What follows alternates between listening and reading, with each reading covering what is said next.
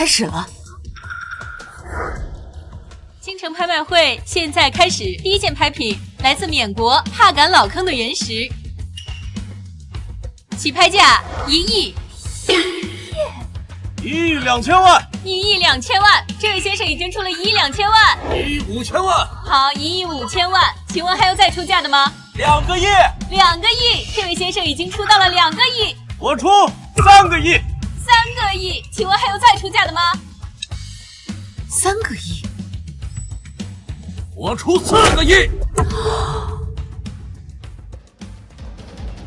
伯母，这原石蟒带透绿，一看就有爆色的征兆。如果拍下来的话，价格起码能翻10倍。爆色！这石头激光打的假毛带，比嫦娥的自拍还假。金闪闪，你胡说八道什么呢？你既然已经回到我们金家，就要像个豪门千金的样子，别整天胡说八道，给我们金家丢脸。豪门千金？原子金闪闪，京城金家流落在外的真千金，原本在乡下撵鸡斗狗，快乐无边，回到金家后，处处小心舔着家人，却被绿茶女苏雨墨针对毒害致死。靠！凭什么让我当舔狗啊？金闪闪，雨墨妹妹从小寄养在金家，接受名媛教育，跟我们情同手足，你怎么能恶意揣测她呢？没错，不许你污蔑雨墨姐姐。果然天公没地位。他接下来就会说，原石有龙气，能给您全家续航10年财运。靠龙气还不如靠我呢。4个亿，还有没有要竞价的？伯母啊，这块原石有龙气，是今年的运势所在。如果拍下来的话，至少能给咱们金家续航财运10年不止呢。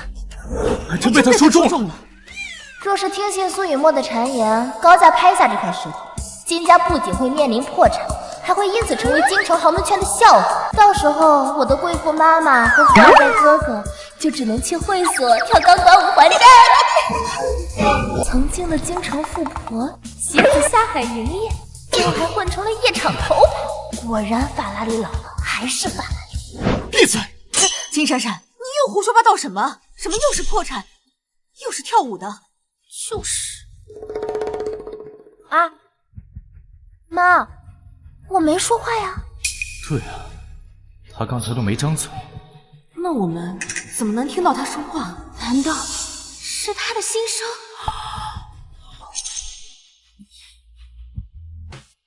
妈，我刚才查了一下，咱们账上就只剩4个亿了。怎么会只有4个亿了？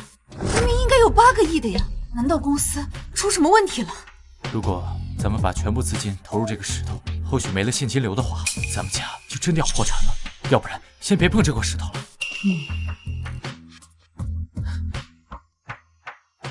王总已经出了4个亿，还有没有要竞价的？伯母，快把这块石头拍下来啊！4个亿1次，4个亿2次，4个亿3次。恭喜王总4亿拿下帕坎原石。伯母，你怎么能在这么关键的时刻放弃啊？闪闪，那依你看，台上这些石头哪块值得拍呀？金闪闪就是个从乡下刚回来的野丫头，玻璃跟翡翠都分不清，怎么可能懂赌石啊？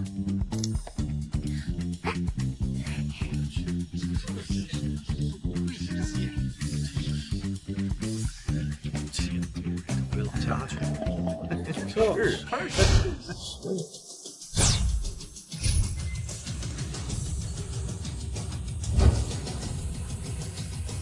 就他吧，就他瞅着顺眼。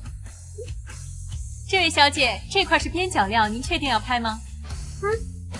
就他了。哇，80万。边角料1块，金女士出价80万，请问有加价的吗？80万1次，80万2次，80万3次，成交。金闪闪这个土包子，一回来就打乱我的计划。伯母居然还听了他的鬼话，花80万买了这么个土克拉。好啊，既然你这么想出风头，那我就让你出个够。闪闪妹妹真是个奇特的人呢，拍了一个形状这么奇怪的石头。不过既然都已经拍下来了，不妨就当场解石，给我们大家开开眼呢。金总让一个什么都不懂的农村丫头长眼，哼！我看呀，她能开出什么好东西？说不准啊，真能开出个土克拉呢！行，苏雨墨说的对，就应该让大家开开眼。大师，我要解释。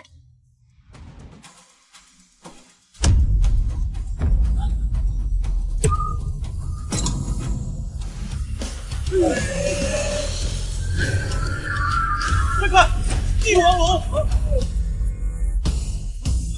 哇！恭喜闪闪小姐挑中了顶级帝王龙10种。真不可能，他一定是走了什么狗屎运。没错，他根本就不懂赌石，刚才还说那帕坎原石是破石头呢。丫头，你果然是不识货呀！把我那块帕坎原石切开，让大家看看什么是真正的宝贝。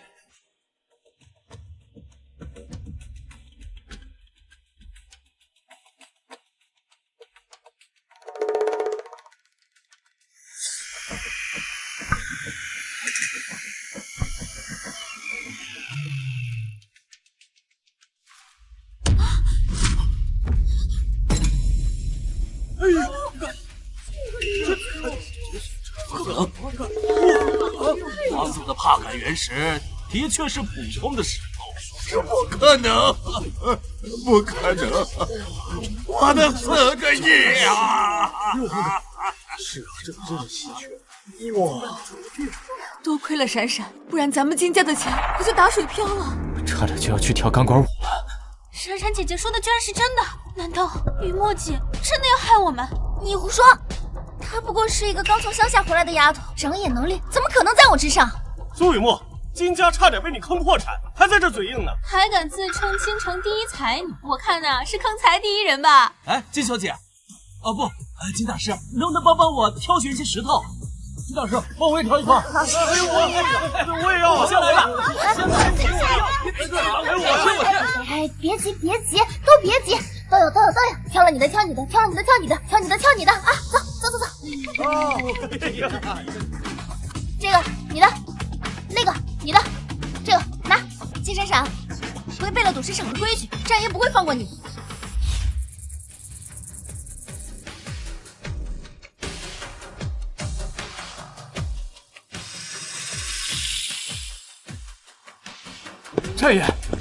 战爷不好了，有人违反拍卖行的规矩，在赌石会上替人长眼。走，去会会这位贵客。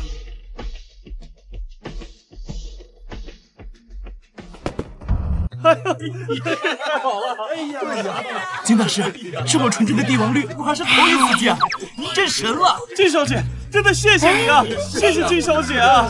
谢谢您啊！战爷到！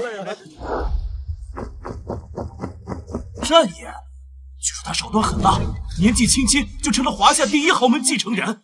他这次露面，难道是因为金家姑娘给其他客人长眼，扰乱了拍卖场的规矩？是谁搅了我们拍卖行的场子？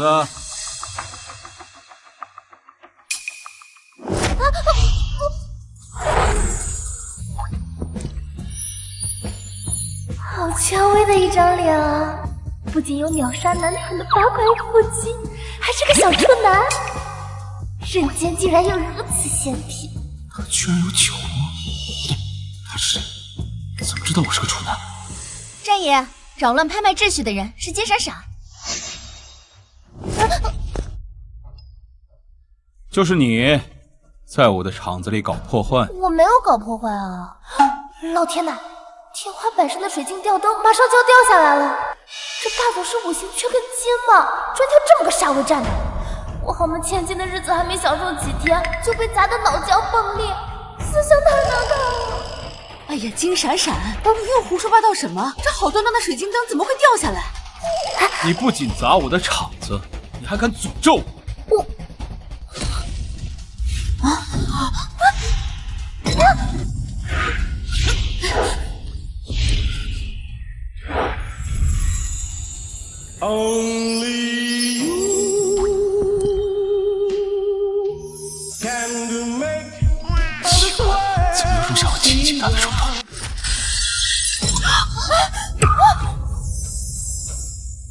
没看错吧？一向生人勿近的战爷，居然被一个女人抱在怀里。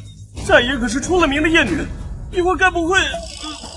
霸总虽然人很凶，但这腹肌手感真不错。哦，就是这艳女的毛病有点重。战总，你没事吧？闪闪妹妹刚从乡下接回来，什么都不懂，先是替客人找瘾，又是害你差点被吊灯砸到。不过她肯定不是故意的。你要是要罚她的话，我这个姐姐愿意带妹妹受罚。你是谁？我叫苏雨墨，是您外甥沈奕晨的未婚妻。她呀，就是金家刚从乡下接回来的二女儿金闪闪。伯母，你快劝劝妹妹，赶紧给战爷道个歉，说不定看在我的面子上，就轻饶了他呢。苏雨墨跟战爷居然是姻亲啊！这下妈肯定要护着这个绿茶精，逼我给战爷下跪道歉。闭嘴！刚才明明是闪闪救了战爷，你怎么胡说八道？你要是再乱讲，我就把你赶出金家！伯母，这个苏雨墨居然如此恶毒，还想要害闪闪，确实得长个心眼。大哥，雨墨姐怎么突然变得这么茶里茶气了？她不会真的要害我们家吧？可能是因为闪闪刚回来，所以怕失了宠，然后因爱生恨，嫉妒成痴。你就是金家二女儿金闪闪。多谢金小姐的救命之恩。不过，你为什么要违规替宾客长眼，扰乱赌市拍卖的秩序？我没有啊，我不过是随手指了几个比较顺眼的石头，谁知道都是上等的料子呢？难道运气好也犯法？这个战君耀不仅眼神不好，脑子也不灵光。战家浸润古董玉石生意多年，连自家厂子混进这么大一块帕秆原石赝品都不知道，还拍出了4亿高价，明显是被内鬼做局了呀！他不赶紧清理门户，反倒揪着我这点小事不放。唉，要不了多久，战家就会被内鬼掏空，他也要被对家送到国外去卖器官了。你刚说什么？什么内鬼？什么卖器官？哎呀，你可别说话！妈，我没说话呀。家族出内鬼的事我早有怀疑，但并未对外声张。她一个刚从乡下回来的丫头，竟然会知道这些。哎呀，战爷，真的不好意思，我们家闪闪呀，刚从乡下接回来，这行为举止难免粗鄙了一些。你看在他刚才救了你一命的份上，你就饶了他这一次啊！快走，快走！站住！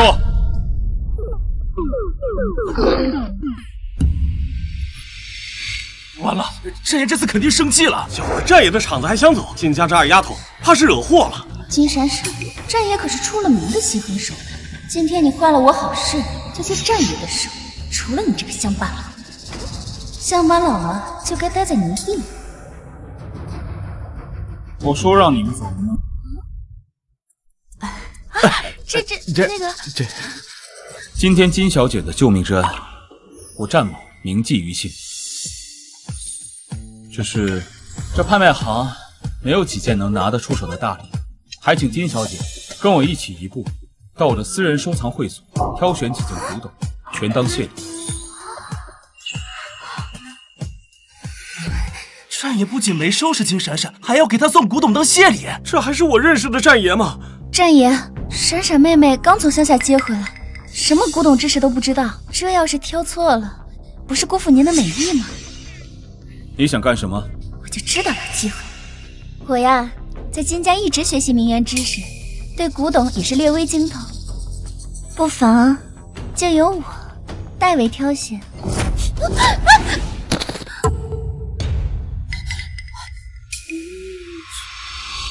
就你，刚才金总要是听信了你的话，拍下了那块帕秆原石，现在金家恐怕已经在准备破产清算了。你还敢自称精通？战家体育生，有件元青花之龙双耳人物宝瓶，是价值连城的罕见至宝。如果金家破产，我还可以把这个卖了抵债，继续当富翁。该怎么开口跟战君要说我想要这个呢？闪闪，万万不可！这个元青花吃龙双耳人物宝瓶，那可是战家的传家宝，意义非凡。你怎么可以索要这个？妈，你怎么知道我想要这个？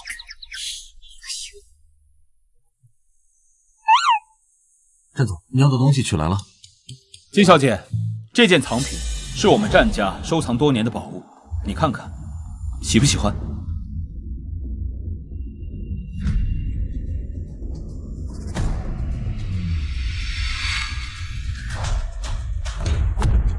哇！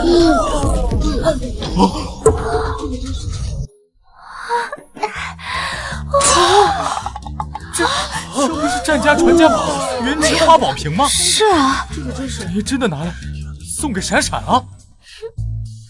战爷，你怎么知道我想要这个？你也太懂我了吧？是你眼光好。既然你慷慨相送，那我就不跟你客气了。走吧，咱们回家。战总，那就谢谢您了。我们走吧。走。那多谢战总。金闪闪，你居然敢让战爷把传家宝送给我！你给我等着！战总，老夫人说这元青花宝瓶是留给战家未来主母的传家宝，您却把它送给一个末流世家刚从乡下接回来的千金，值得吗？他刚到京城，就能一眼看出我们战家出内鬼的事情，还能在吊灯掉落的瞬间救我一命。你觉得他会是平庸之辈吗？战爷这辈子从来没有夸过任何一个女人，难道战爷？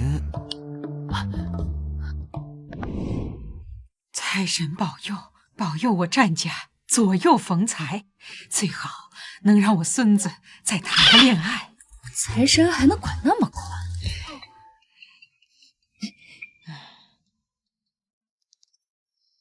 喂，老夫人，天大的好消息！母胎单身的战爷终于要脱单了。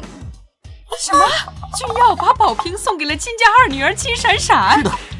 哎呀，太好了！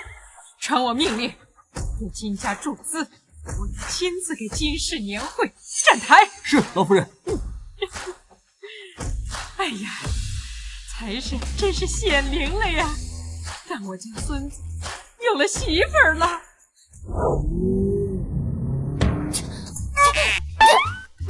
奇怪，谁在背后蛐蛐我？不会是王母娘娘还没消息在天上吗？怎么会这样？明明一切都按计划进行，全被这个乡巴佬打乱。妈，你说闪闪她知不知道那个元青花宝瓶历来都是战家选定儿媳妇后才会送出的传家信物？你说什么？哇！南希，今天拍卖会上收获如何呀？我听说有块帕感原石，你快过来！今天啊，咱闺女在拍卖会上拿下的。来，我看看。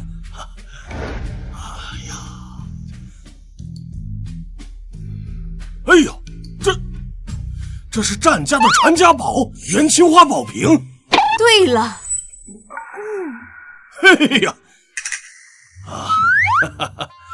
哎呀，雨墨，不愧是我们金家悉心培养出来的好孩子呀，这眼光真是越来越好了啊！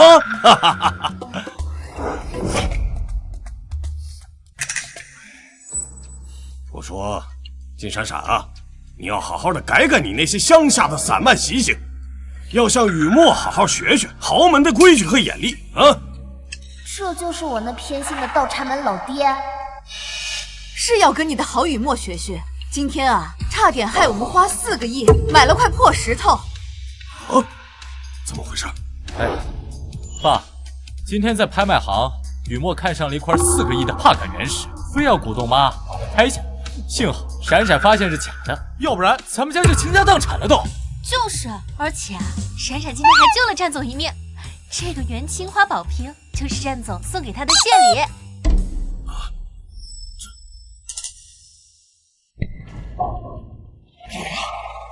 这样呢，雨墨呀，这以后啊，做事要谨慎一些啊。金闪闪，今日这事算你是运气好，但是规矩还是要学的，啊，还要向雨墨好好的学，别总是带着你那些乡下的粗鄙举止，丢了我们金家的脸，听见没有？知道了，爸。一个当初学费都是靠村里人凑出来的泥腿子，吃了几十年软饭，现在倒摆起城里人的谱来，还处处向着外人说话。不过不怪老邓这么偏心，苏雨墨的眉眼和他白月光一模一样，也就妈妈蒙在鼓里，还以为自己是他的初恋。什么？原来爸爸还有白月光？林彻，你怎么回事？闪闪都回来1个多月了，你不但不关心他，还让这个苏雨墨欺负他，到底谁才是你的亲生女儿？啊！老婆，轻点疼啊！我这不是公司事务繁忙，没时间吗？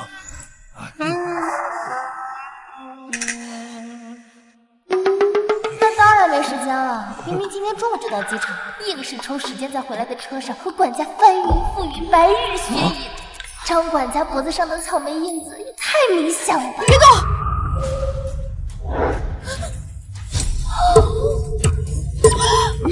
这是什么？这些红印子究竟是谁干的？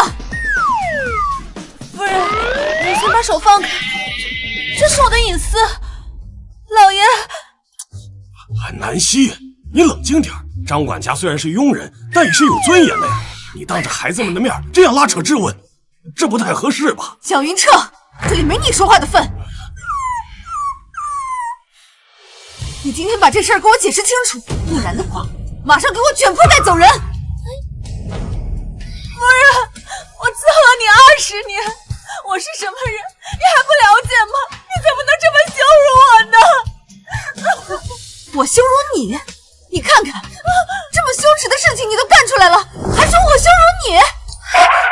伯母，您先消消气。张管家，我记得前段时间来了一个大叔，给你送被褥，你们聊得还挺好的，是不是你们处对象了呀？对，是他，就是他。哎呀，你说我们都一把年纪了，说出来不是怕人笑话吗？夫人，没想到会造成这么大的误会，让大家见笑了。好了，你先下去吧啊！这苏雨墨这么护着张管家，是担心以后没人给大哥下药了吧？金家破产之后，凭借大哥的才智，本可以东山再起，但长期被人下药，神志不清，只能出卖色相去跳钢管舞了。我被人下药了，难怪最近昏昏沉沉的。大哥是金氏集团的继承人，却一直被蒋云彻视为眼中钉。只有除掉大哥，公司才会顺理成章的落入蒋云彻手里。什么？是爸爸和雨墨联手害的我。好你个蒋云彻，我和你相濡以沫几十年，你竟然背着我干出这种阿杂事来！立刻调查我爸和苏雨墨最近1年的药品购买记录。要是苏雨墨和蒋云彻在拍卖会上奸计得逞，让妈破产，大哥被毒坏了脑子，清河年纪尚小，我又是个掀不起风浪的乡下丫头，到时候金家的家产不都落到蒋云彻或苏雨墨手里了吗？别喝了！干什么呀？吓我一跳！伯父，伯母，哈哈，奕晨来了。奕晨啊，你怎么来了？这不是我爸妈让我过来商量一下咱们2家的婚事吗？对，哎呀，关于这个婚约呀，原本呢，我们是想让苏雨墨啊，作为我们金家的女儿跟你结婚，不过我女儿金闪闪啊，她回来了啊，所以我想这个结婚的对象是不是可以？这就是郑君耀的外甥，苏雨墨的男朋友。看来苏雨墨肚子里怀的是他的。苏雨墨怀孕了？不对，这沈奕晨表面上看着人模狗样，实际上玩的可花了，什么好不能吃。他对苏雨墨这种性缩力满满的绿茶才不感兴趣。伯母啊，我和依晨哥哥的婚事不是很早之前就定下了吗？怎么突然要改啊？是啊，南希，这个时候换人不太合适吧？等等，苏雨墨根本不是真心喜欢这个海王，他只是打着爱慕沈一晨的幌子，来掩盖他和别人偷腥的事实。他腹中胎儿的父亲，居然是……金闪闪，你知不知道你在说什么？金闪闪，像你这种乡下来的野丫头，不管你怎么追求我，我都不会同意的。只有像雨墨这种从小在书香门第长大的豪门千金，才配做我沈逸晨的妻子。我之前居然还是沈逸晨的舔狗，舔到最后一无所有。逸晨哥哥这么优秀，妹妹喜欢也是情理之中啊。金闪闪，我劝你最好有点自知之明啊，不是什么货色都能看得上。我跟雨墨的订婚呢，到时候我的亲舅舅战君耀，他会亲自来站台的。真的？那真是太好了。谁稀罕你这种四处钓鱼的海王？你和苏雨墨赶紧锁死吧，一个四处撒网，一个肚揣野种，凑在一对儿简直天造地设。我们闪闪呀，自然会配得更好的。既然你们两个两情相悦，那就早点把婚事办了吧。好，木木。逸晨哥哥，你怎么还没到呀？人家等你好久了。哎呀，逸晨啊，既然来都来了，那就吃个饭再走吧。啊，不了，伯父，我这儿突然有点急事，我得赶紧去处理一下。啊，下次我再专门登门来拜访，咱们再详细的商量一下婚事的具体细节，好不好？我先走了，雨墨，下次见啊！哎，伯父，嬷嬷，我去送送逸晨。什么？我去，原来苏雨墨怀的是爸爸的孩子，难怪他这么着急把苏雨墨嫁出去，原来是要让别人喜当爹啊！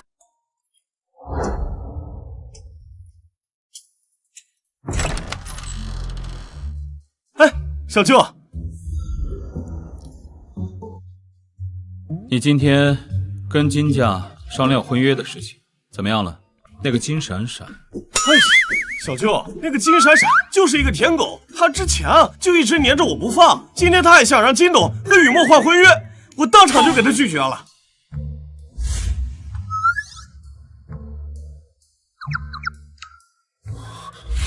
舔狗，原来对每个人都这样。来人！派人跟着金闪闪，我要知道他的每一个行踪。是，小舅，那我也就先走了。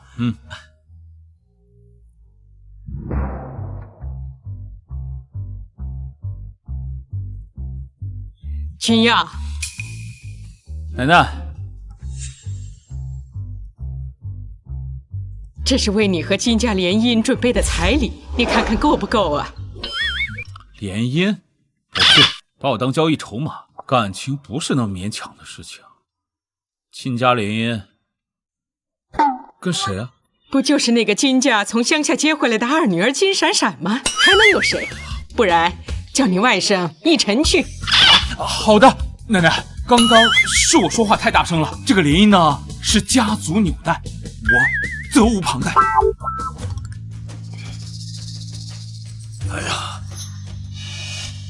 南希啊，公司的订单出了点紧急状况，我得马上处理一下啊。什么订单这么着急？饭都不吃了？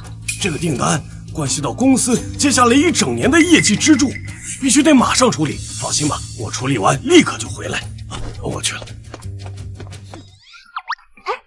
妈，那我也不吃了，我先回房间洗澡去。哦，好。妈，大哥，你们是不是都能听见闪闪姐的心声？你也听到了？你呢？妈，我也是。那刚才闪闪说爸和雨墨联合起来下药害我，那是真的吧？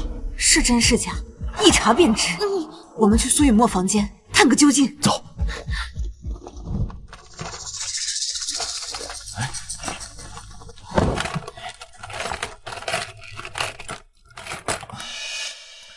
妈，我都快把雨墨的房间翻个底朝天了，什么发现也没有啊！妈，是不是闪闪姐姐误会了呀？我觉得爸和雨墨姐不像是那种人啊。难不成真的是闪闪误会了？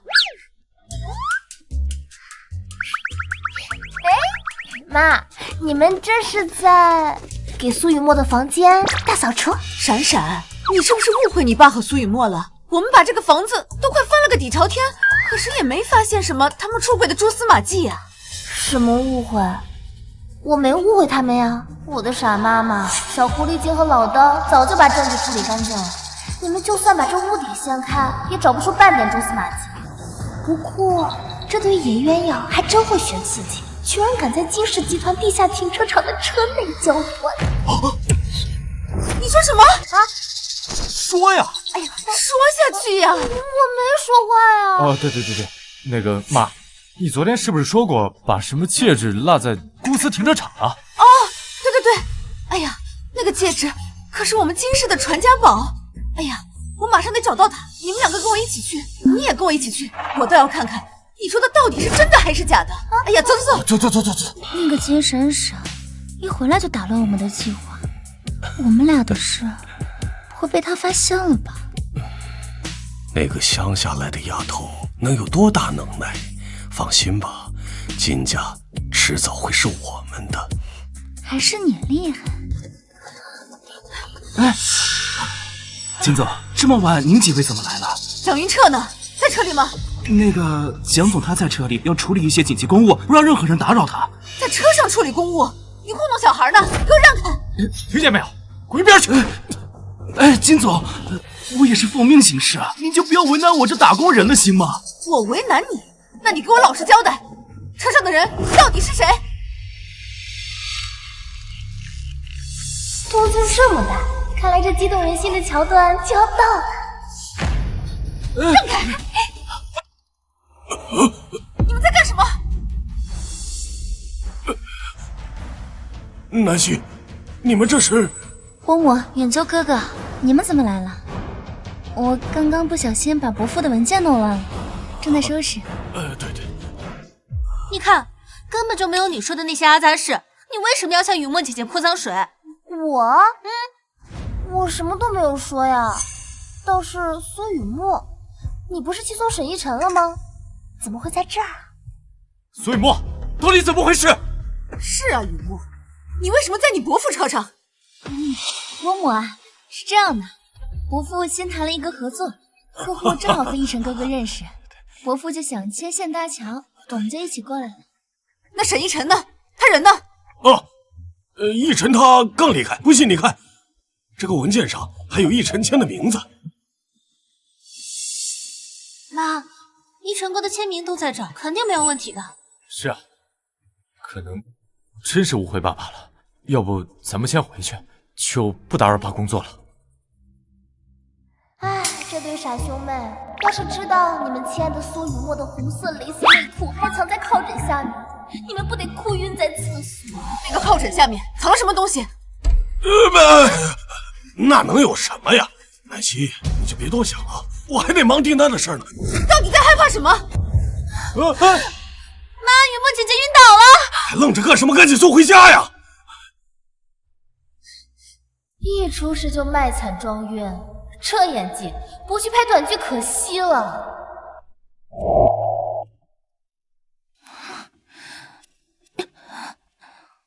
张医生，怎么样？雨墨小姐没什么大碍，就是没吃东西，加上情绪激动，有点低血糖。原来苏雨墨怀的是爸爸的孩子，难怪她这么着急把苏雨墨嫁出去。那她肚子里的孩子没事吧？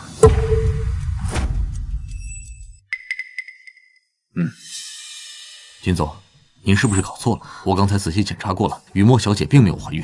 看来是我误会雨墨了。爸早就跟赵医生串通好了，他才不会把苏雨墨怀孕的事说出来呢。你说什么？金总，我们查到蒋总近1年内曾多次购买有损中枢神经的药物，长期服用会导致智力减退、神志不清。金家破产之后，凭借大哥的才智，本可以东山再起，但他长期被人下药，神志不清，只能出卖色相，去跳钢管舞了。竟然又被他说中了。金闪闪，你有完没完？刚才你给雨墨身上泼脏水，现在又污蔑赵医生，你是不把我们这个家搅得鸡犬不宁？你是不满意是吧？妈，雨墨现在身体不舒服，我们先出去，别耽误他休息。雨墨，那你先好好休息，我让管家给你弄些吃的。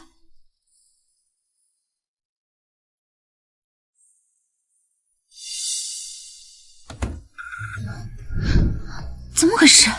他们怎么会知道我们在车里的事情，还怀疑我们的关系？是金闪闪，刚才南希发火时，口口声声说金闪闪在给你泼脏水，一定是他在暗中盯着我们。金闪闪，又是你！他知道的太多了，我们必须马上行动。喂，计划有变，提前行动。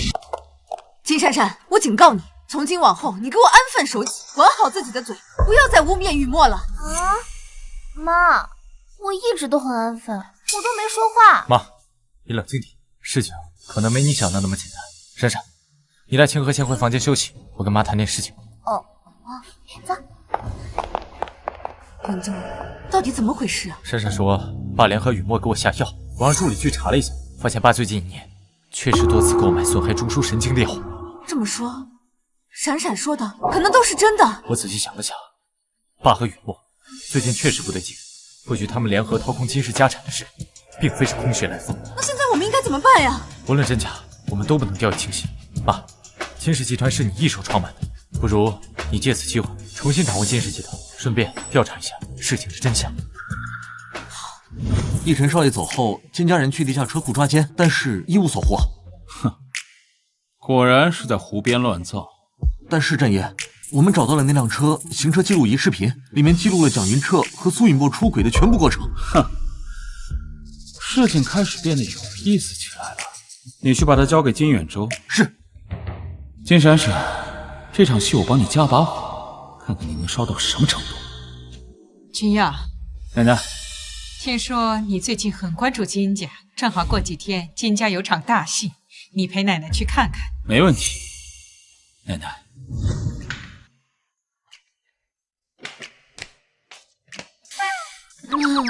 这么早叫我们起来吃早餐干什么呀？人都到齐了，今天呀，我郑重的宣布，从今天起，我将正式接管金氏集团。不行，苏雨墨，你什么意思啊？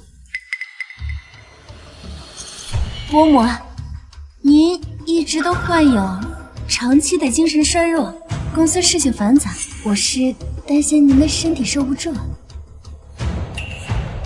是啊，南希，你离开公司这么久，业务早就更新迭代，你现在要是回去，一切都得从头开始，从头熟悉，这未免也太劳心伤神了。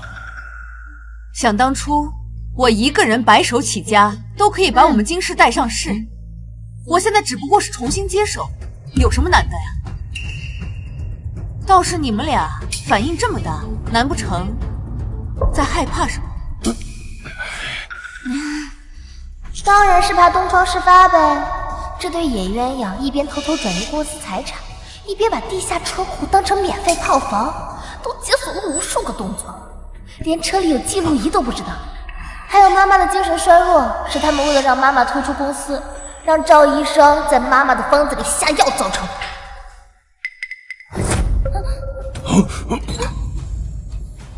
我决定了，今天就重新回公司接管金氏。接下来我会很忙，今年的年会就由闪闪和远洲，你们俩一起替我主办。好，好的妈。南希，你不是答应让我和雨墨来办吗？啊，闪闪刚从乡下回来，不懂豪门礼仪，远洲也还年轻，资历尚浅，如果让他们操办年会，万一搞砸了，那我们金家就会沦落为京城各界名流的笑话呀。是啊，伯母，而且这次年会，战总跟战老太太也会来，是看在我跟奕晨的婚约的面子上才答应出席的。如果是闪闪来主持的话，他们根本就不会来的。这年会要是办砸了，丢的还是金家的脸呢。这事儿还轮不到你操心吧，苏雨墨，我们金家的事情还轮不到你管吗？我倒不是这个意思。那是什么意思？火吃好了，我先走了，你们慢用。南希，雨墨也是好心，你当着孩子们的面这么说他，是不是也太过分了？哟，怎么我说他2句你心疼了？难不成他是你的什么小情人？真是越说越离谱了。行，都依你。宴会相关事宜就让远州和闪闪来办吧，我吃完了。闪闪，多吃点。好。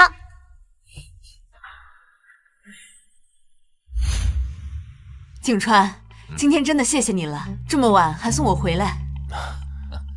妈，这位是？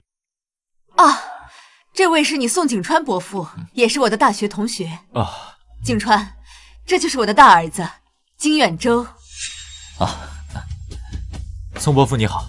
远州，常听南希提起你啊，果然是一表人才。过奖了。你景川伯父啊，可是国际顶尖律师，对资产维护的案子极为精通。这一次呢，也是专程回来协助我们资产清算，帮我顺利的接管金氏。拜托了。这是我的女儿金闪闪。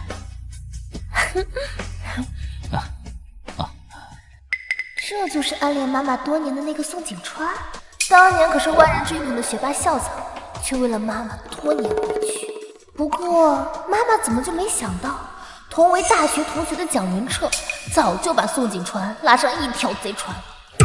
宋景川这个时候出现，哪是为了雪中送炭啊，分明是黄鼠狼给鸡拜年嘛！蒋云彻故意撺掇宋景川这个节骨眼回国，就是为了让他接近妈妈，然后在年会上造谣妈妈出轨转移资产。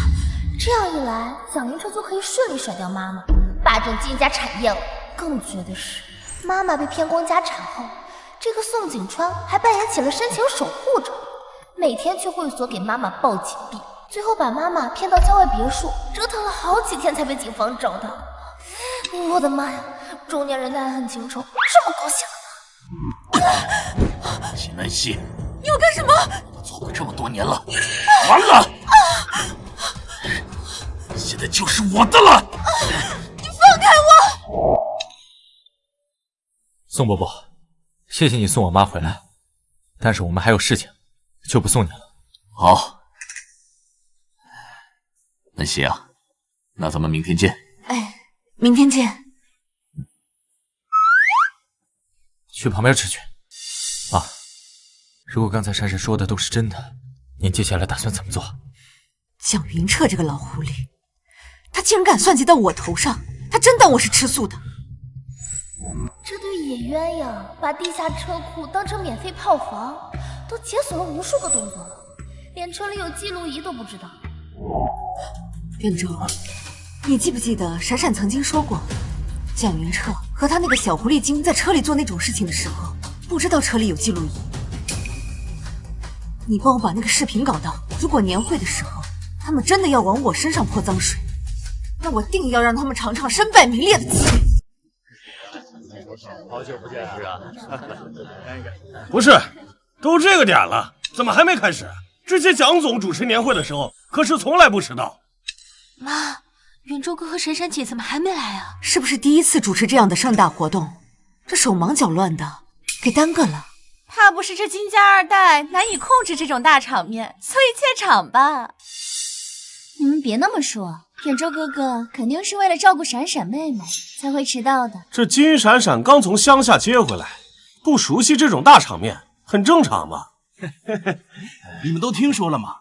连京城豪门圈都传遍了。这金闪闪刚进金家门时，穿着大花袄子厚棉裤，还背着个土掉渣的蛇皮袋，那样子简直滑稽至极。哎呀，一个20出头的毛头小子，加上一个乡下来的野丫头，这金家好不容易晋升京城豪门，怕是啊要毁在这第二代手里了。就是，也不知道金总是怎么想的。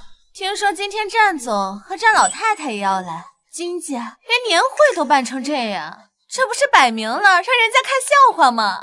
对呀，妈，你看他们说的，有远州陪着闪闪，应该不会出什么差错吧？老婆，我看这时间也差不多了，现场的宾客和记者都等得不耐烦了，要不我先上去了。哎，走，没时间了。金总，年会再不开始，宾客和记者都要离席了。那要不你先上去吧。好。小金总，金小姐到。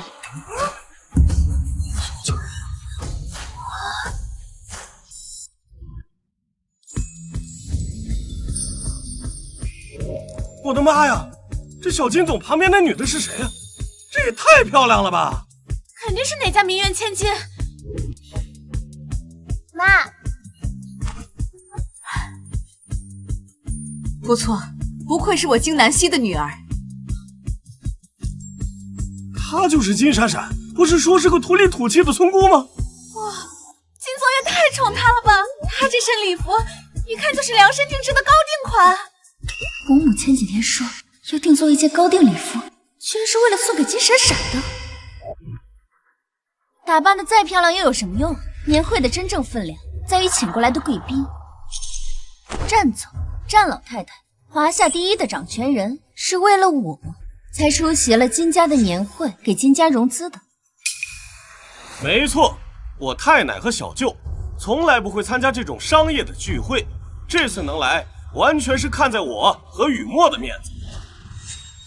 金闪闪，山鸡就算是插了羽毛，也成不了凤凰。像我们这种圈子，你这种临时抱佛脚的土包子是挤不进来的。你笑什么？我笑你这么普通，你还这么自信啊？那个网上说的普信女，指的就是你这种人啊！你战总，战老太太到。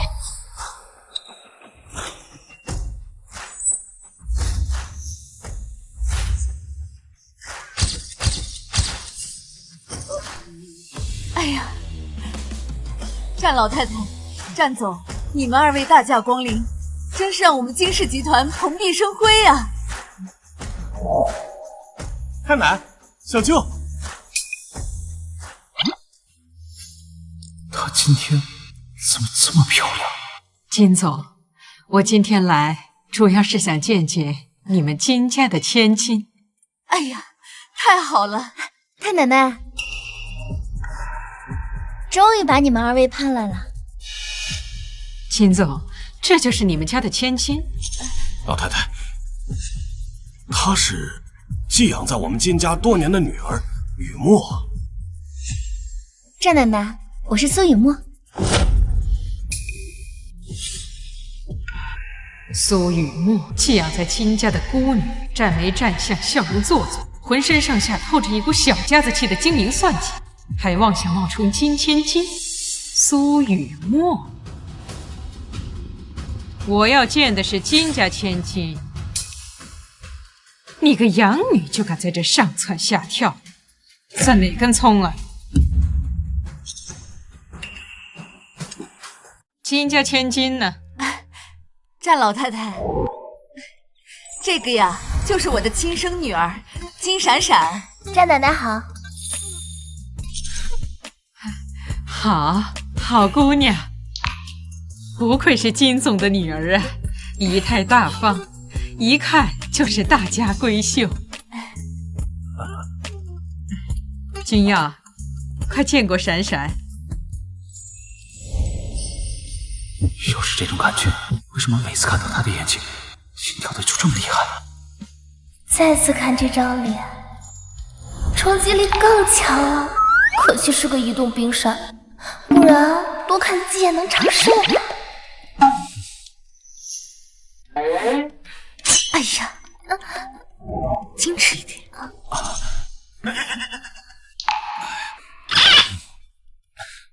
太奶，雨墨刚才啊，就是一时心急了。她毕竟是我的未婚妻，第一次见您嘛，难免紧张，您就原谅她吧，好不好？是啊，老太太，雨墨一直念叨着想要见您，还说要好好的孝顺您呢。你二位今天能够赏脸前来，也是多亏了奕晨和雨墨呀。南希刚回公司，正需要获得幸福和信任，你二位的到来，无疑是为金氏提供了最有力的支持，我们金家倍感荣幸啊！是吗？蒋总真是有福气呀！不仅有金总扶持事业，更是培养出了这么得力的小辈呀！太奶奶，您过奖了。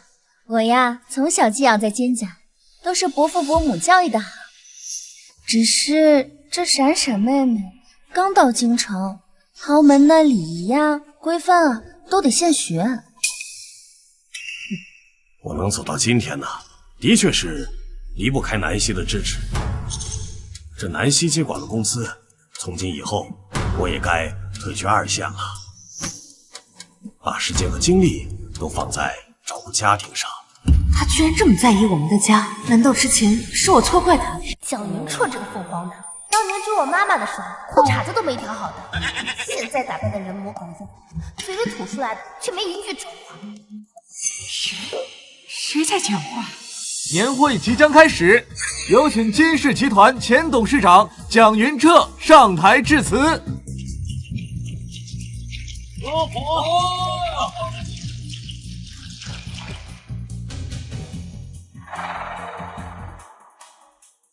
在座的各位都知道，我蒋云彻当年就是个来自山村的穷小子。当时的我兜里比脸还干净，除了一股子冲劲之外，一无所有。所以，当出生名门的南希义无反顾地选择了我时，我就发誓，我一定要倾尽所有，把全部的爱都给他。这些年，我一直深爱着他，我从未辜负过我当初的承诺。情感铺垫的越足，后面背刺的越狠。影帝，请开始你的表演。是他在说话。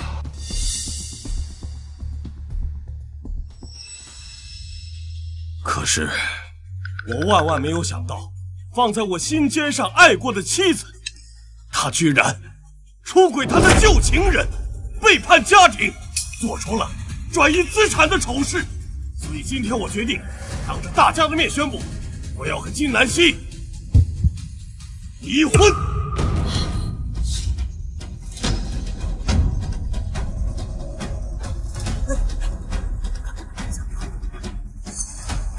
金总，请问蒋总指控您出轨并转移资产的事情是否属实？你要在这个节骨眼上接管公司，是在为离婚做准备吗？纯属无稽之谈。蒋云彻当着战总和战老太太的面自曝丑闻，是想彻底毁了金氏集团的形象吗？金总，蒋总，这到底怎么回事？伯母，我知道这些话不应该由我来说，可是你也不能对伯父做出那样的丑事啊！昨天我去公司给您送文件，看到您和陆景川伯伯在办公室里卿卿我我，还在密谋，怎么能让伯伯净身出户？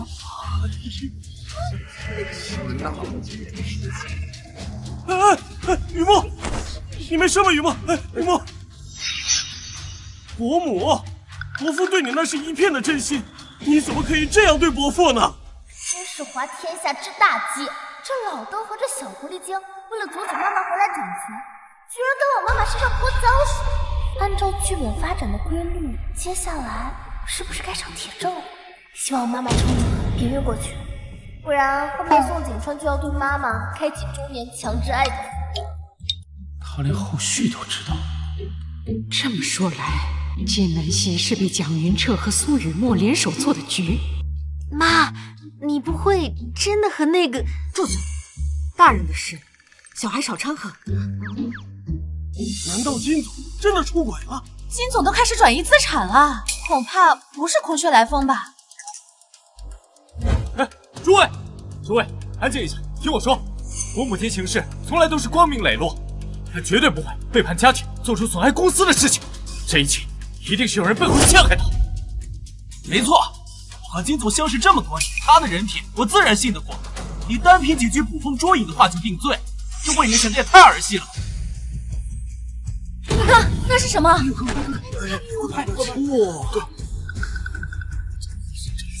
这些证据都是我偶然间发现的，冒着风险得来的。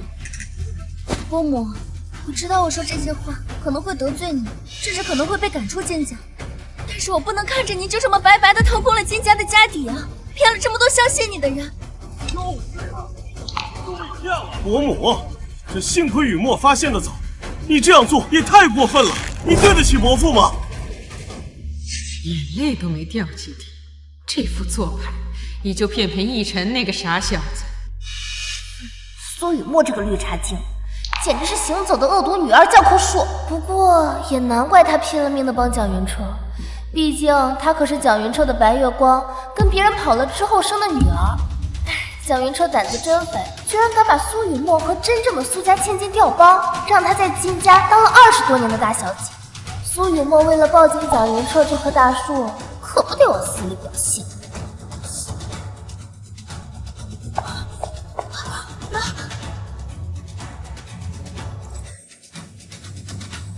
蒋云彻，蒋总，今天是金氏年会，京城有头有脸的人物都在场呢。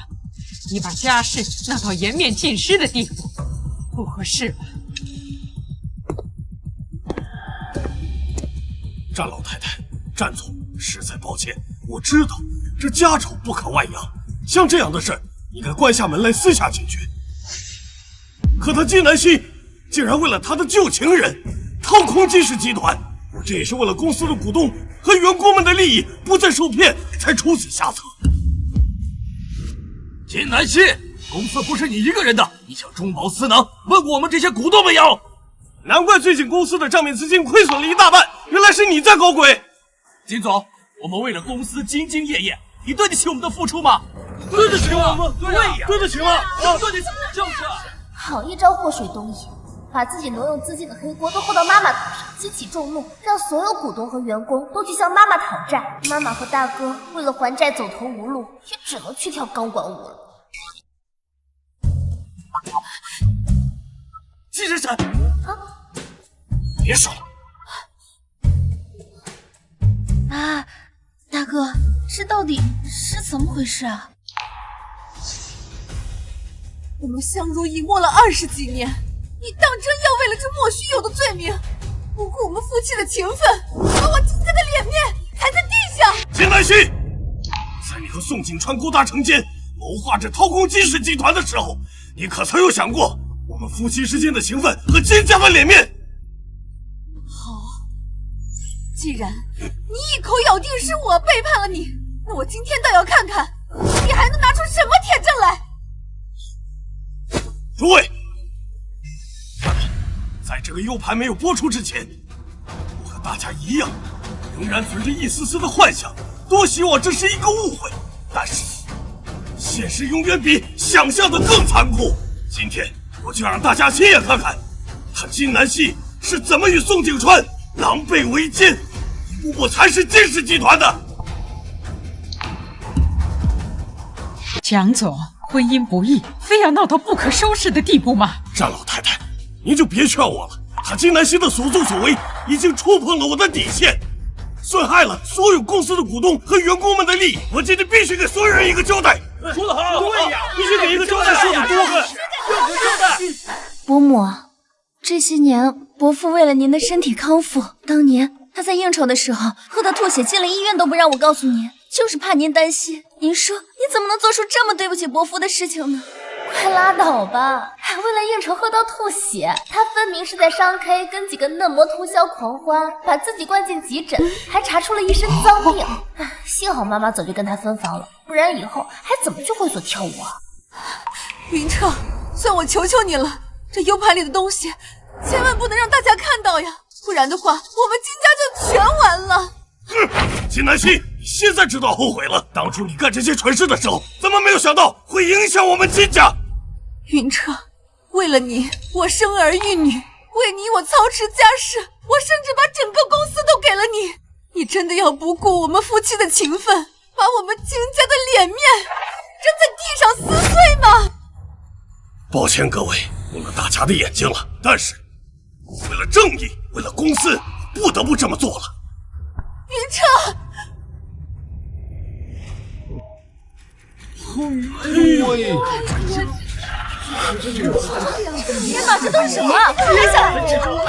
话，今天的热搜肯定要爆了。这失联耻，闹到天地不知为何物，真是伤风败俗啊！对呀、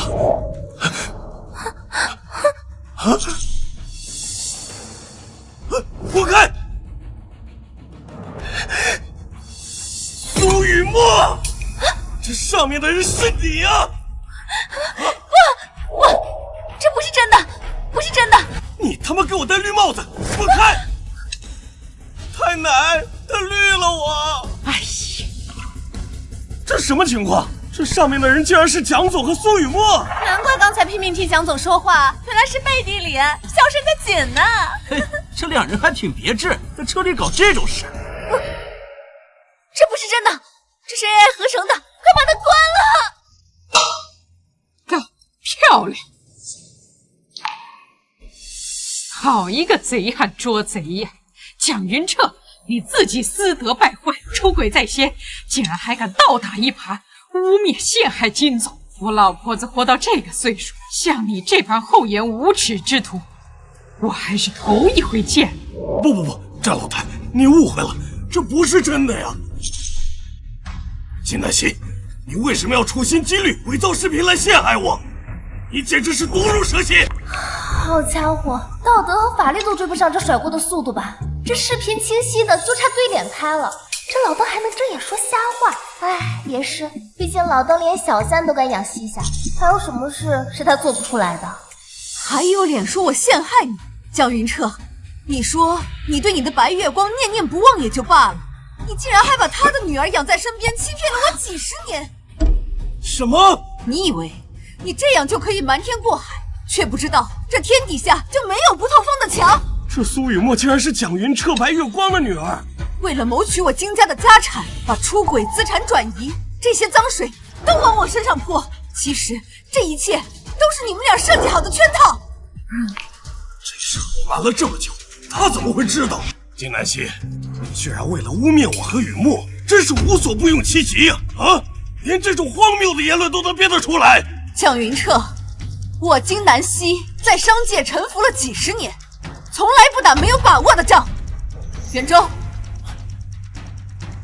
妈，诸位，这是这1年来蒋云彻挪用公款的详细记录，以及他和苏雨墨在海外购置的房产以及股票的详细证据。真正掏空公司的人是他，背叛婚姻的人也是他，蒋云彻。你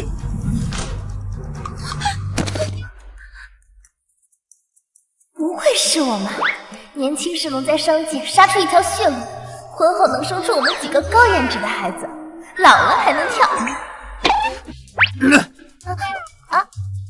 妈咪，手撕渣男，这波反杀，我给满分。不，蒋云彻，你竟然监守自盗，把公司钱往自己口袋里扒！冷静，难怪这季度损失这么严重，所有的钱都流进了你的口袋里。我宣布，即刻起和蒋云彻解除婚姻关系，苏雨墨也被我逐出金家。我会动用一切法律手段夺回属于我们的财产。大家请放心，从今天起，我将正式接手金氏集团，金氏的天该晴了。说得好，说得好。奶奶，这一切是金南希编造来冤枉我的，他是想毁了我呀！我知道你会来这次年会是为了我，你是心疼我的，求你为我做主吧。你算个什么东西？一个不知廉耻、心肠歹毒、自作多情的肮脏货！就你也配入我老太太的法眼？奶奶，这样看来啊，战家参加年会根本不是为了苏雨墨嘛。苏雨墨还往自己脸上贴金，要不要脸啊？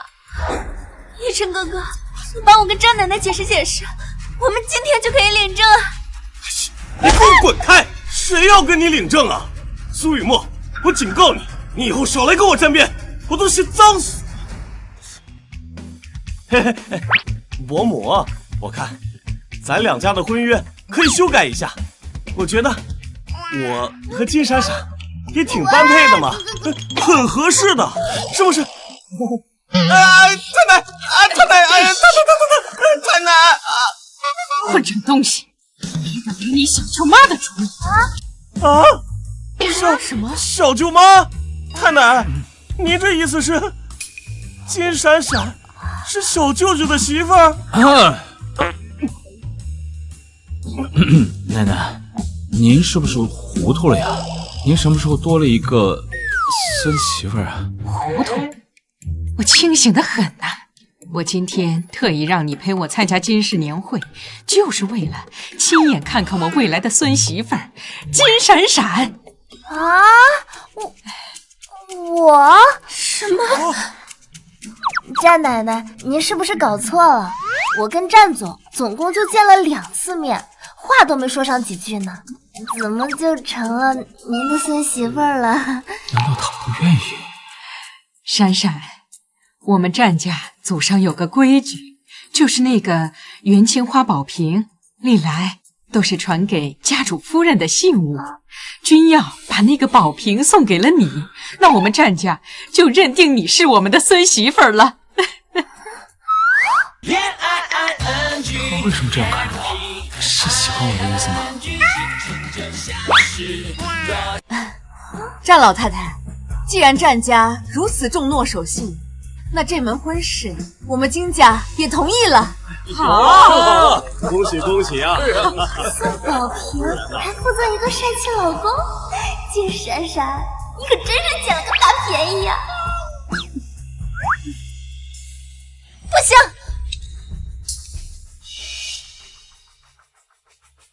我不同意。她一个乡下来的野丫头，凭什么能嫁进战家？根本就配不上战总啊！苏雨墨，你算个什么东西？有什么资格在这里说话？保安，把这2个不知廉耻的东西给我扔出去！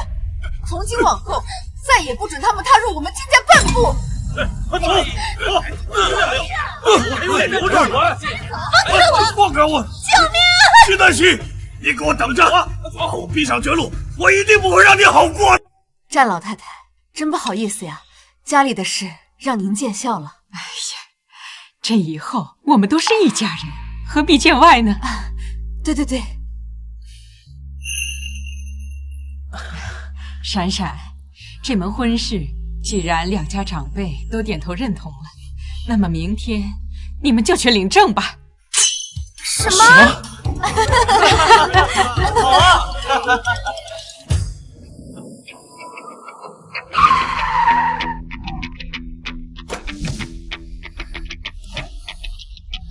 不愧是华夏第一豪门，连家门口都这么气派。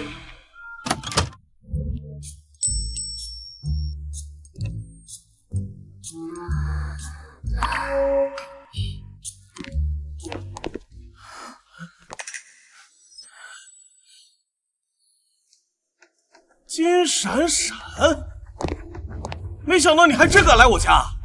咋了？妈，她就是昨天太奶脑子一热，硬是要塞给我小舅的未婚妻金闪闪。金闪闪？金家在京城顶多算个末流世家，而你听说刚从农村回来，我们战家是名门望族，岂是你这个阿猫阿狗随便踏进来的？我劝你啊，还是不要抱任何不切实际的幻想。这就是战君耀的大姐战雅文，一看就不是什么省油的灯。若是你主动退婚的话，我还会留些体面，否则进了这个家门，我怕你承受不起。那要是我说不呢？金闪闪，你不会天真以为战君耀是真心的喜欢你吧？他跟你订婚，只不过是为了完成老爷子的遗愿，想尽快完婚，拿到战家的继承权而已。无所谓啊。喜欢又不能当饭吃，只要战君耀有钱，战家地位显赫，这场联姻对我来说就是稳赚不赔的买卖。至于他战君耀对我是喜欢还是别忘，这重要吗？我警告你，收起你那些不切实际的幻想，我是绝对不会让战家未来主母的位置沦落在你的手上。她就是我们战家的主母。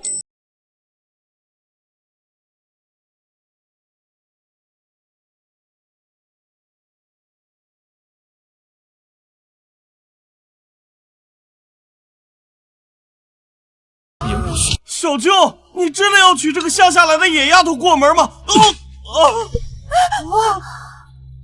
叫小舅妈，是不是我平时太过纵容你了，让你忘记自己的身份了？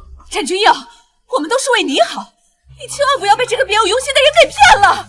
就是嘛，她刚才自己亲口承认的，她嫁给你就是图我们战家的钱。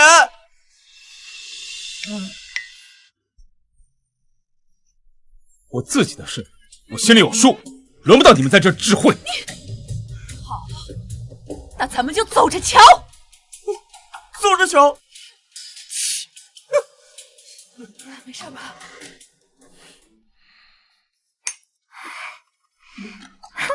哇！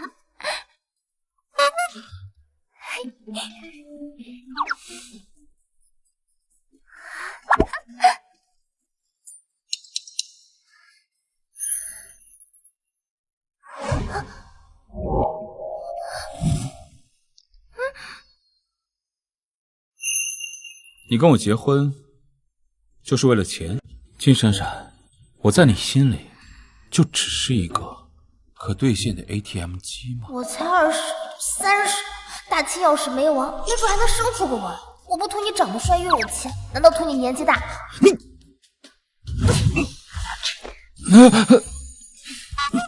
站总，联姻嘛，本质上就是资源整合，你我之间各取所需，这很公平。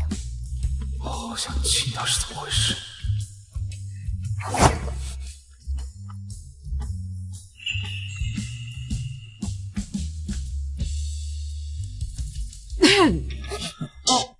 啊，奶奶、妈，你们怎么在这儿？闪闪来了，快过来。战奶奶好。奶奶给你介绍一下，这位啊是君耀的妈妈和妹妹。这位呢是你二婶。战君耀的妈妈，华夏神医圣手。这位是战二婶，蝉联3届女子3大冠军。战君耀的妹妹，华夏研究院最年轻的院士之一。看来战家女眷的实力不容小觑呀。她竟然知道我们的身份。不对，她都没张嘴，我们怎么会听到她说话呢？你就是君耀的妻子，我的儿媳妇金闪闪。妈，长得漂亮是不够的。不错，要想嫁进我们战家，没那么容易，必须得经过我们的考验。考验？想要当战家的主母，光有颜值是不够的，想要进战家的大门，就得经过我们的考验。这3位要考验我，该不会是跟我比治病、搞科研或者打架吧？我们的考验就是……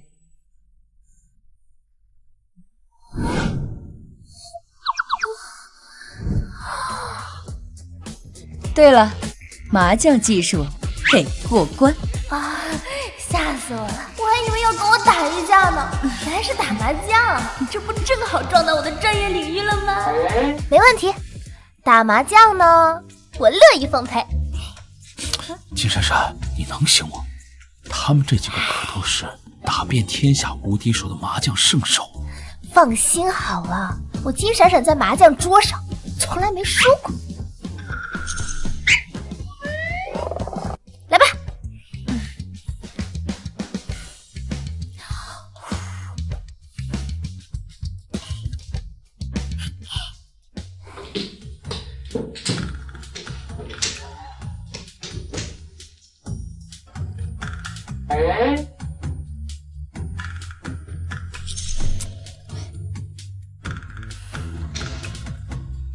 红中，东风，9万。小妹这把想做清一色，听369万，牌墙里6万就剩下1张了，在婆婆手里当搭子，她肯定不打。不过，小妹啊，你前天晚上是不是偷偷在花园烧烤？烤的还是二婶最爱的顶级和牛，居然没叫二婶。你吃烤肉没叫我？没有，你不是减肥吗？二婶儿，你也别说小妹，你昨天是不是嘴馋，偷偷把婆婆珍藏的限量版酒心巧克力给吃了？我的酒心巧克力呢？不知道呀。还有婆婆错，你上周是不是不小心把小妹的盲盒碰到地上了？虽然你赶紧粘好了，但边角好像有点痕迹哦。那个盲盒是我抽了3个月才抽到的。哎呀，闺女，妈妈再给你买一个，别生气了。字母5条，清一色。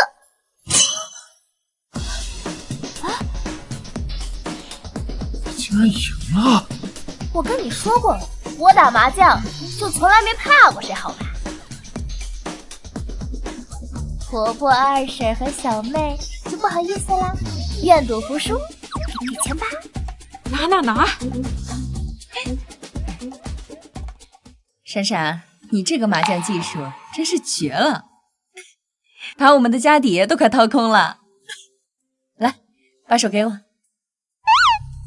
这只玉镯代表的是我们战家当家主母的身份象征，我把它送给你了，就当做婆婆给你的见面礼了。来，给你戴上。闪闪，二婶别的没有，就是金子多，都给你。以后在战家，二婶罩着你。嫂子，这车是我昨天刚骑的，送你开着玩。哇塞！那我就不跟你们客气了，谢谢婆婆、二婶和小妹。开心吗？开心。闪闪，咱们战家素来都是男人负责挣钱养家，女人负责貌美如花。以后啊，你就安心住下来，让君耀那小子啊，好好挣钱给你花。奶奶的意思是，以后战军要的钱都是我的，战军要的银行存款、股市市值、信托基金，哎呀，好多钱，发了！我也是过上躺着数钱的日子了。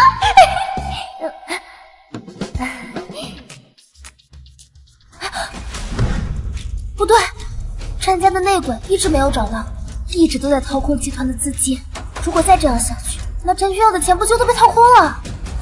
他的钱就是我的钱，那抠我的钱绝对不行！内鬼手段了得，直接收买了公司的财务部，来帮他们隐瞒转移资产的漏洞。唉，战氏集团要是有一个像我这样刚正不阿的算账能手就好。闪闪，公司最近财务部人手紧缺，你跟我去公司一趟，帮我查查账。啊，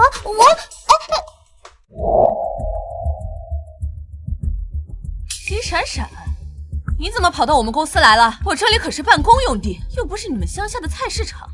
其实你想来就来。就是小舅，公司这么多机密消息，你带他来不合适吧？我跟闪闪是合法夫妻，他来公司帮忙查账，有何不可？查账？财务部上个月不是才做完年度核算吗？怎么现在突然又要查账？怎么？我作为董事长想查账，还要经过你这个副总的同意啊？不是，我不是这个意思，我是说，就算要查账，那应该也是交给财务部啊。她一个乡下姑娘，识不识数还不知道呢，她能算明白什么？就是小舅，他看得懂账目明细吗？让他来查账，还不如让门口的扫地阿姨来呢。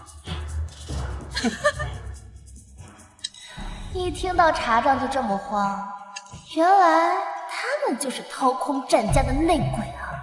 战雅文作为战家长女，本以为自己能拿到战家继承权，可战老爷子临终前却指定把继承人的位置留给了战君耀。战雅文明面上争不过，就带着沈逸晨暗地里转移战家资产，怪不得他百般阻挠我嫁进战家，因为我和战君耀正式完婚后，战家的继承权就会立刻交到战君耀手里。潜伏在战家的内鬼居然是他们！你看着我干什么？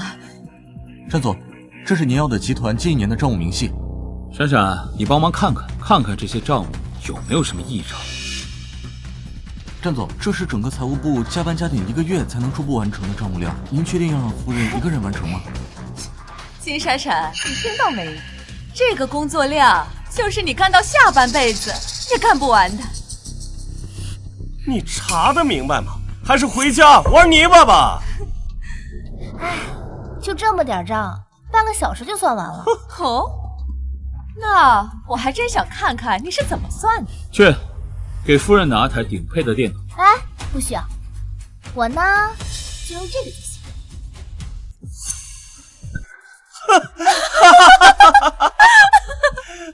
季闪闪，你这是从哪刨出来的老古董啊？该不会是你在你家村门口的小卖部偷的吧？金闪闪，没想到你居然不会用电脑啊！不过我还是挺好奇，你是怎么用这个破算盘去算账的？是吗？那你可瞧好了，千万别眨眼哦。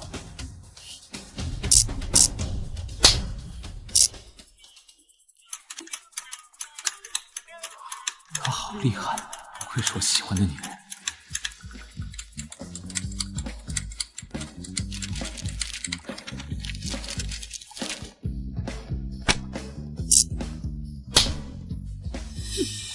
这就算完了，这故弄玄虚了。根据账面结果显示，近1年内，战氏集团账面上明面是显示盈利，可实际上却有着非正常资金亏损，亏损具体金额为10.7385亿元。亏损10亿。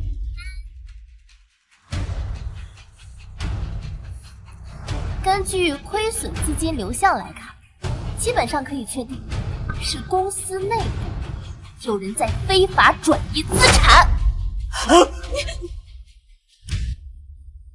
你在胡说八道什么？你不要以为你拨弄一下这个破算盘，你就可以信口雌黄，污蔑我们集团亏损。就是嘛，你一个乡下来的野丫头，你懂什么？小舅，他这是扰乱了公司的秩序，你别被他骗了呀！我只是陈述一下查账结果，你们要是不信的话，也可以当场复核检查一下喽。闪闪只是好心帮我们查公司账目，指出了问题，你们怎么慌了？难不成公司亏损跟你们有关系？你说什么呀？你不要被这个女人的妖言惑众给蛊惑了。逸晨，我们走。走。严查战友们和沈一晨的资金记录，还有近期的全部行踪。是，战总。哎呀，我的傻老公啊！以战雅文的谨慎做派，他们账户上的转移资金记录早就被清理干净了。接下来，他为了掩盖公司资金空缺的事实，肯定要召开股东大会，说是你投资不善导致公司亏损，要逼你下台，然后一举夺权，联合对家把你卖到国外去。战总，不好了！战雅文副总带着公司股东们在会议室大闹，要求立刻召开临时股东大会，你快去看看吧。他说的都是真的。走，去会议室。各位，在过去的1年里，我们公司的账目亏损竟然超过10个亿，这都是战君耀在继位董事长以来主导战略投资的结果，是吗？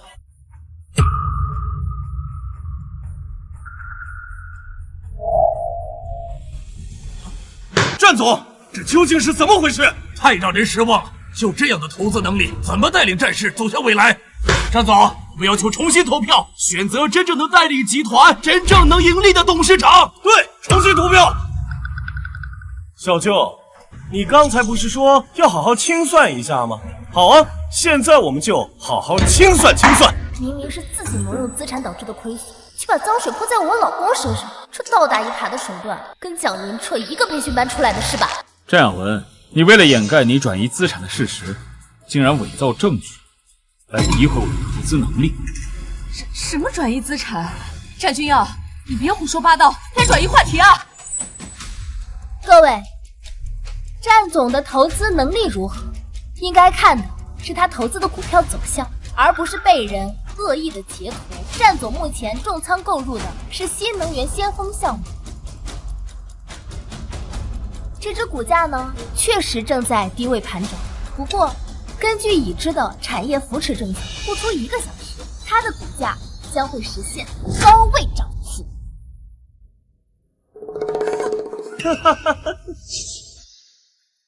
而战雅文女士和沈逸晨，你们购入的这几只，虽然目前看来走势不错，不过呢，不出5分钟将会全部跌停。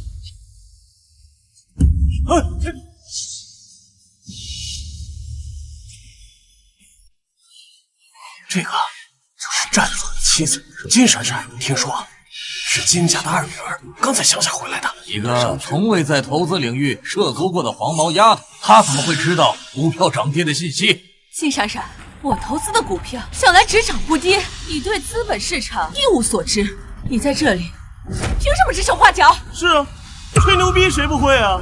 有本事啊，你现在就给我指出一条马上能上涨的股票。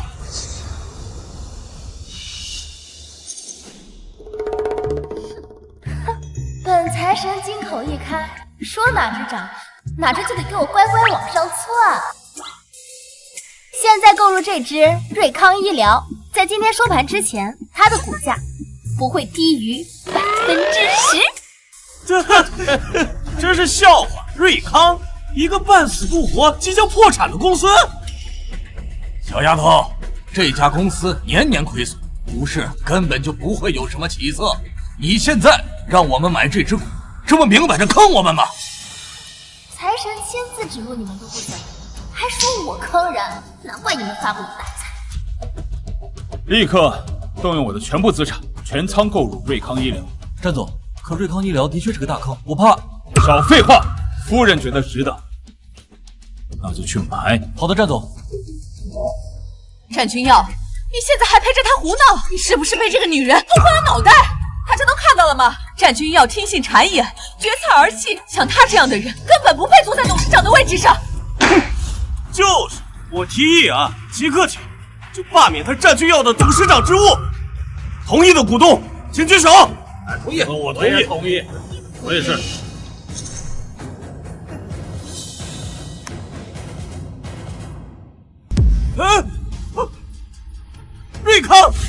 瑞康涨了。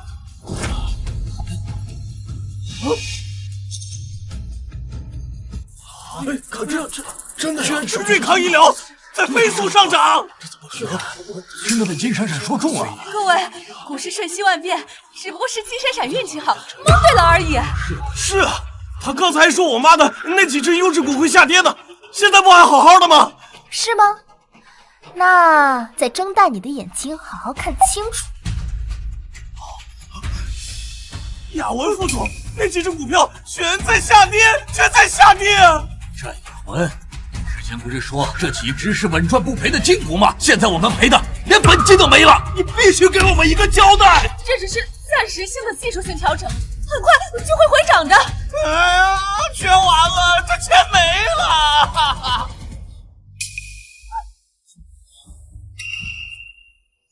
战亚文，你误导大家投资，还私自转卖仓库里的古董原石中宝司乃，然后再将资金亏损嫁祸于此，以此夺权。为了今天，赶紧抓出来！你谋划了很久啊！不是这样的，我是战家的长女，战家的产业本该就由我继承，我所做的一切都是为了夺回属于我的继承权的。休想！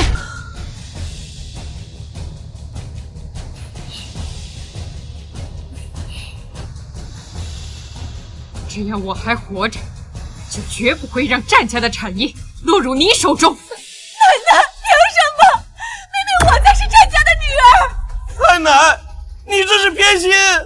把独占产业的私心说得如此冠冕堂皇，这对母子的脸皮简直比城墙还厚。战亚文，你心术不正，难当大任。若是将战家产业交到你手中，迟早会毁于一旦。诸位，我正式宣布，战君耀是我战家唯一的继承人。不行，家主之位只能是我的。战君耀，他休想得到！你来人，把这对败坏门风的母子给我轰出去！从今往后，他们与战家再无瓜葛。不！太奶，你偏心！太奶！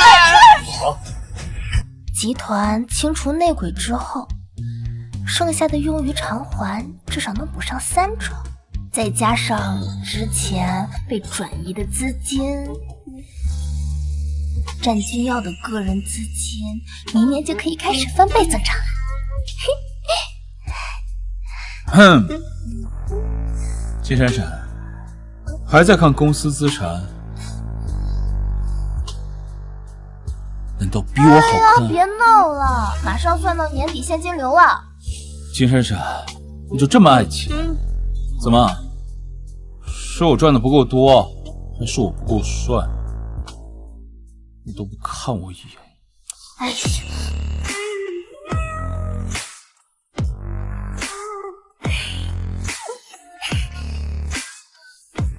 战总，之前不是烟雨正严重，你替你算吧。有些话耳听为虚，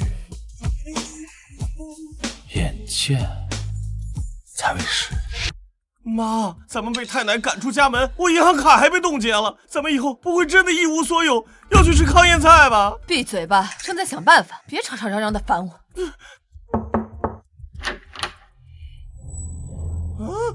我当是谁呢？原来是你们两个丧家之犬。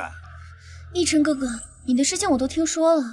战阿姨贵为战家长女，却被扫地出门，这实在是太过分了。所以呢，你们两个在外面混不下去了，跑来看我和我妈的笑话呀？你们两个干了那么肮脏的事情，还敢出来见人？奕晨，送客。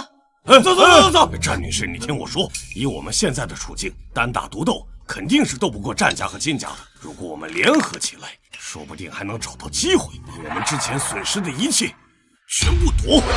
联合？现在就我们两家一无所有的样子，拿什么去对付两家？战阿姨，我们也不是空手来的。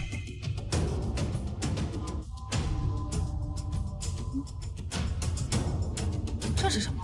这是一种毒药，无色无味，只要中了毒，1天之内就会毒发身亡，而且没有解药。奶奶，你把我扫地出门，那我定不能让你安生度日。战家的主权只能是我的。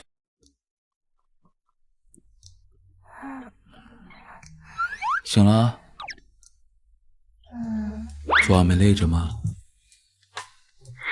还行吧。少爷夫人，不好了，老太太突然晕倒了。什么？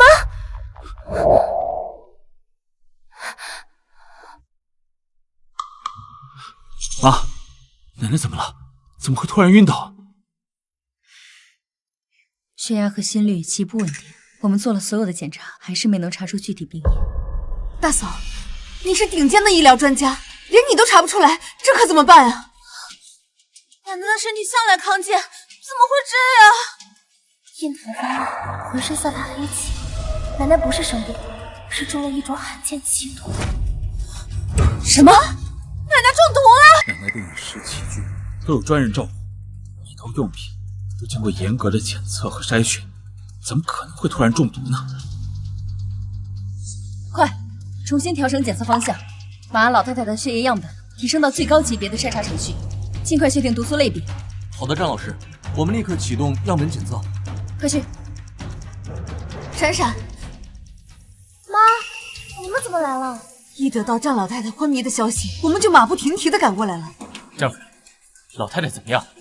情况很糟，恐怕是中毒了。中毒？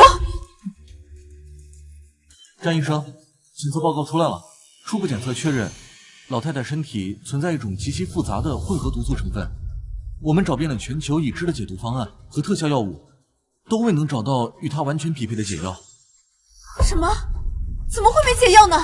以现有的医疗手段，我们无法逆转或中和这种毒素。以老太太现在的体能，恐怕会持续衰退，直到……怎么可能？世界有那么多的顶级医疗专家和药物，信救活不了奶奶。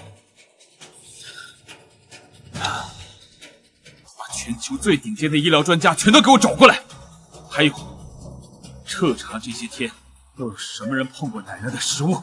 别白费力气了，老太太的毒根本就无药可解。君耀，老太太是不是快不行了？战雅文，你们不是跟战家撇清了关系吗？你来这儿干什么？小舅，我们毕竟是太奶的亲人，她生病了，我们回来看看，不是应该的吗？蒋明彻，那你带苏雨墨来这儿干什么？这里没有人欢迎你们。金闪闪是我女儿，她夫家的奶奶病了，我来探望亲家不行吗？是啊，伯母，老太太这么疼我们来看看，怎么了？等等，他们此番前来的真正目的，是想确认奶奶是否真的中了毒，对奶奶下死手的人是他们4个。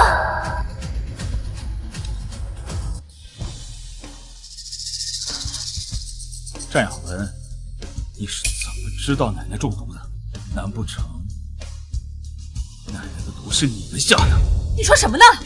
老太太也是我奶奶，她就算偏心你，我也不能下死手啊！就是啊，太奶都已经把我们赶出家门了，我们哪有机会接近她？难道闪闪这次猜错了？战总，给老太太下毒的人找到了。谁？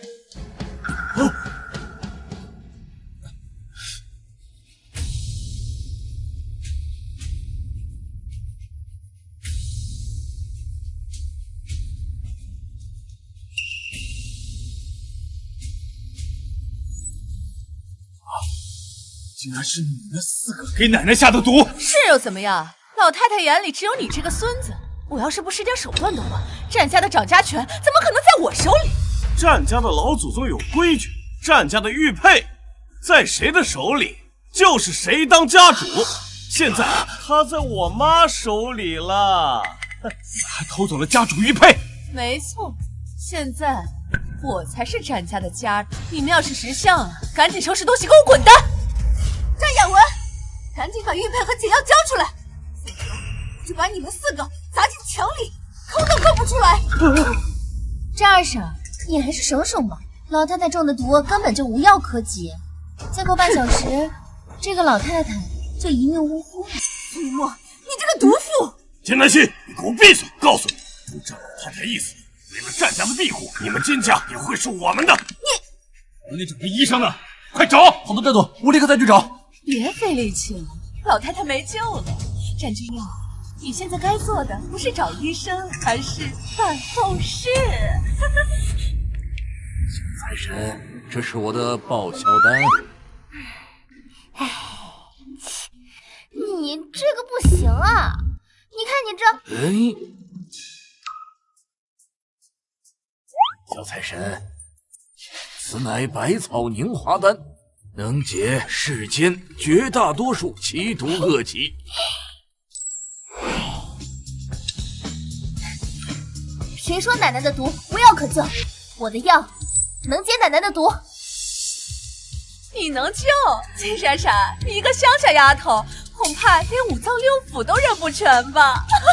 就是，不知道从哪掏出的破玉瓶子，就敢说能解太奶的奇毒。指不定是从哪个乡野村夫手里拿来的泥丸子，也出来装腔作势了。金闪闪，你简直就是荒谬至极呀！这个药有没有用，试试不就知道了。闪闪，我知道你出于好心，但是奶奶这情况经不起试药啊。闪闪，你还是把药收起来吧，万一这……哎呀，这个时候不是你逞强的时候啊！是的，闪闪，我理解你的心情。可是老太太现在中的毒极其罕见诡异，连我们这些华夏顶尖的医疗团队都束手无策。君耀，妈，奶奶现在的情况很紧急，与其眼睁睁的看着她就这样受苦受难，还不如给她试试。啊，好，装模作样，你们啊，等着瞧吧，看看金闪闪的破药丸子是怎么加快老太太归西的速度。到时候啊，害死老太太的凶手就是你了。奶奶醒了！奶奶，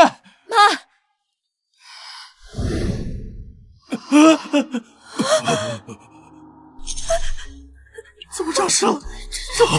这什么破药啊！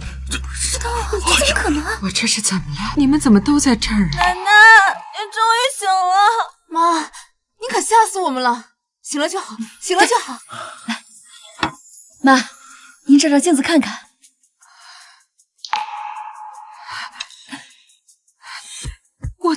花竟然全变黑了。妈，让我给您号个脉吧。啊！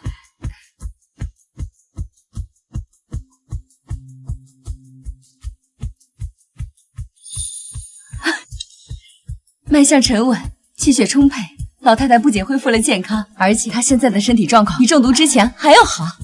闪闪，你用了什么药？这功效堪比起死回生。那当然了，闪闪，你也太厉害了！不是，他头发怎么都变黑了？那是妖怪！不可能，不可能！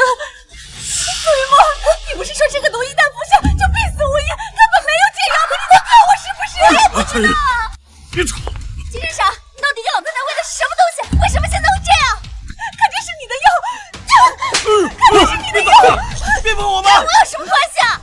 你敢打我妈？你活该！住手！别打了，别打！陈亚文、沈一晨、苏雨墨、蒋云彻，你们4人涉嫌下毒、故意伤害他人、巨额财产侵占、商业欺诈等多项罪名，现在依法对你们进行逮捕。走！别抓我！别抓我！站住！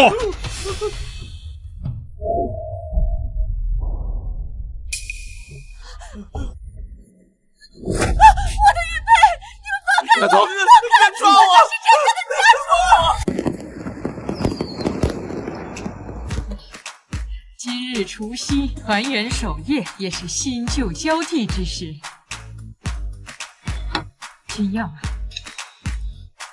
今日奶奶便将战家家主之位正式传于你。好，望你以后啊，秉承祖训，带领战家再创辉煌。好，谢谢奶奶，我必将不负家族众望，守护家族。借此新年到来之际，祝大家万事顺遂，平安喜乐。好，新年快乐！新年快乐！来碰杯。怎么回事？是酒不合口味吗？战君瑶，我怀孕了。你说什么？真的？你真的怀孕了？什么？怀孕了？哎呀，我要抱曾孙子了！闪闪，你说的是真的吗？来，让妈妈给你号个脉。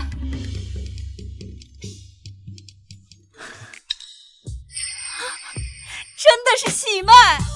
哎呀，真好！闪闪，你要当妈妈了！哎呀，战家有后了！哎呀，家主继位，天丁进口，这是双喜临门啊！对了，我觉得东边的那间阳光房最好，留着当婴儿房。哥，你可得给我嫂子补办一个最盛大的婚礼。好的。哎，对了，医院还有那个亲子房准备好了吗？孩子呀，一定要像姐姐一样聪明，要像姐夫一样帅。珊珊，我爱你，我们一定会白头偕老，永不分离。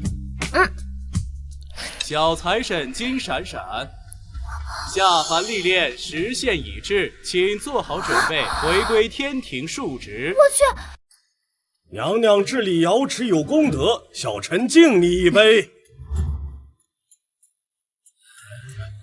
小财神下凡历练时限已满，还请各位仙官速速准备，迎接小财神归位啊！老赵，你看我这一步妙不妙？你说什么？我听不见。这琼浆玉液也太烈了，我都喝耳鸣了。这接引事宜若无神仙主持，会出岔子的。会出岔子的。哎呀，王母娘娘，这小财神归期已至，但无神仙响应接引事宜，这恐怕误了时辰啊！还请娘娘示下。让他回来干什么？那个小抠门机了，就知道卡本宫的报销，给本宫添堵。娘娘，那您的意思是？传我法旨：小财神金闪闪，虽历练时限已至，但念其在凡间广积福德，惠泽两性，特将其滞留凡间，体验红尘百味，与那战家小子恩爱一世去吧。高啊！娘娘，这合天规吗？本宫说合就合，快去！再啰嗦，扣你100年俸禄。是，我这就去传令。快去！娘娘英明。不是吧？我的好日子才刚开始，帅气的老公，腹肌我还没摸够呢，回去多亏啊！小财神，传西王母最新法旨，准你滞留凡间，经历生老病死，与战君耀恩爱一生。王母娘娘的意思是，我可以留下来了。耶！闪闪，你刚说什么呢？没说什么，我是说能跟你一起共度余生，是一件特别幸福的事情。闪闪，我爱你，希望我们以后共度余生，白头偕老。